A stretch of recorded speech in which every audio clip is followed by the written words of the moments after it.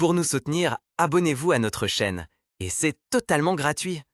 Cette histoire commence dans l'ombre, à l'ombre d'un vieux chêne dont les branches s'agrippaient au ciel comme des doigts noueux. C'était un été digne d'un livre d'images. L'air était lourd et doux du parfum des tilleuls en fleurs et de l'odeur des céréales mûres. Et pourtant, sous cette surface idyllique, quelque chose bouillonnait. Quelque chose d'interdit, de dangereux, d'incroyablement beau. Nous étions jeunes, à peine 18 étés, et notre monde semblait se limiter à cette petite clairière dans la forêt.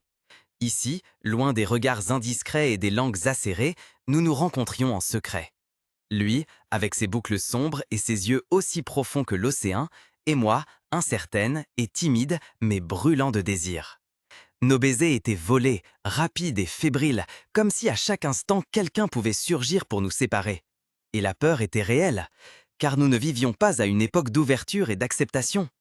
Nous vivions dans l'Allemagne du début des années 60, une époque où l'homosexualité était punie, une époque où les hommes comme nous étaient contraints de vivre dans le secret, dans l'ombre des normes sociales. Le paragraphe 175 du Code pénal, un vestige de l'Empire allemand, criminalisait les actes sexuels entre hommes. Il a certes été assoupli après la Seconde Guerre mondiale, mais restait néanmoins une menace, une épée de Damoclès suspendue au-dessus de nos têtes. Une condamnation pouvait non seulement entraîner des peines de prison, mais aussi l'ostracisme social, la perte de la famille, du travail, de toute une vie. Je me souviens encore parfaitement du crépitement fugace entre nous, lorsque nous nous sommes touchés pour la première fois. C'était lors d'une de ces rencontres secrètes sous le vieux chêne. Le soleil filtrait à travers l'épais feuillage, peignant des motifs dansants sur le sol de la forêt. Il s'est penché vers moi, les yeux pleins de tendresse, et j'ai senti mon cœur battre plus vite. Notre premier baiser était hésitant, incertain, mais il est ensuite devenu plus profond, plus passionné, une expression de toute la nostalgie et de tout ce qui était caché et qui brûlait en nous. Après cela, les rencontres sous le chêne étaient un refuge, un lieu de liberté, un lieu d'amour. Nous parlions de nos rêves, de nos peurs, de nos espoirs. Il voulait devenir architecte, concevoir des maisons lumineuses et ouvertes, contrairement aux sombres secrets que nous devions garder. Je rêvais de devenir écrivain, de raconter des histoires qui pourraient changer le monde. Mais cette idylle ne pouvait pas durer éternellement. La peur d'être découvert grandissait sans cesse. Chaque pas sur le chemin de gravier, chaque raclement de gorge au loin nous faisait sursauter. Nous vivions dans la crainte constante que notre amour ne soit révélé et ne nous détruise. Un jour, c'est arrivé, comme cela devait arriver. Un voisin nous avait observés, cachés dans le fourré. Il l'avait raconté à ma mère. La honte, la déception dans ses yeux, je ne les oublierai jamais. Elle n'a pas dit un mot, mais son regard disait tout. Je l'avais profondément blessé, j'avais déçu ses attentes, j'avais jeté le déshonneur sur la famille. Il a été battu par son père quand celui-ci l'a appris. Son père, un homme sévère qui attachait une grande importance à la décence et à l'honneur, était hors de lui de rage. Il lui a interdit tout contact avec moi. Nous avons essayé de continuer à nous rencontrer en secret, mais c'était devenu trop dangereux. La peur d'être découvert pesait sur nous comme un rideau de plomb. Finalement, nous avons dû nous séparer. Ce fut le moment le plus douloureux de ma vie. Je l'ai revu une dernière fois sous le vieux chêne. Ses yeux étaient pleins de larmes, son visage marqué par le chagrin.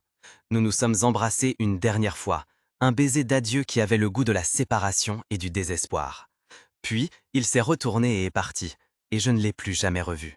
J'ai quitté le village peu après, j'ai déménagé dans la grande ville, j'ai essayé de commencer une nouvelle vie. J'ai étudié, travaillé, fondé une famille, épousé une femme. J'ai vécu la vie qu'on attendait de moi. Mais au fond de mon cœur, il est toujours resté un vide, une nostalgie du bonheur perdu sous le vieux chêne. Ce n'est que des décennies plus tard, lorsque le paragraphe 175 a finalement été aboli en 1994, que j'ai commencé à accepter mon passé. J'ai commencé à me confronter à mon homosexualité, à faire mon coming out.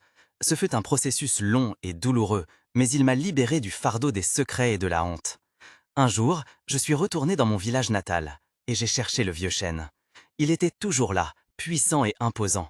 Mais la clairière était envahie par la végétation, les souvenirs s'estompaient. J'ai ressenti une profonde tristesse, mais aussi une certaine satisfaction. Le monde avait changé. L'homosexualité n'était plus considérée comme un crime, mais comme une partie de la diversité humaine. L'histoire de notre amour sous le vieux chêne n'est qu'une parmi tant d'autres. C'est l'histoire d'une génération qui a été forcée de vivre dans le secret, à l'ombre des préjugés et de la discrimination. C'est une histoire de douleur et de perte, mais aussi de courage et d'espoir. Il est important de raconter ces histoires pour ne pas oublier le passé et pour s'assurer que de telles injustices ne se reproduisent plus jamais. Nous devons nous rappeler que l'amour n'est pas un péché, mais un cadeau à protéger et à célébrer. Et nous devons nous rappeler que la liberté d'aimer qui l'on est un droit humain fondamental qui doit s'appliquer à tous, quel que soit le sexe, l'origine ou l'orientation sexuelle. Et ainsi, je me tiens ici, à l'ombre du vieux chêne, et je raconte cette histoire. Une histoire qui est restée longtemps cachée, mais qui doit maintenant être révélée. Une histoire qui fait partie de notre histoire queer. Une histoire qui nous rappelle le chemin parcouru et le travail qui reste à faire. Car la lutte pour l'égalité et l'acceptation est loin d'être terminée. Elle continue, chaque jour, partout dans le monde. Et nous devons la poursuivre, jusqu'à ce que l'ombre disparaisse définitivement et que la lumière de l'amour et de la liberté brille pour tous.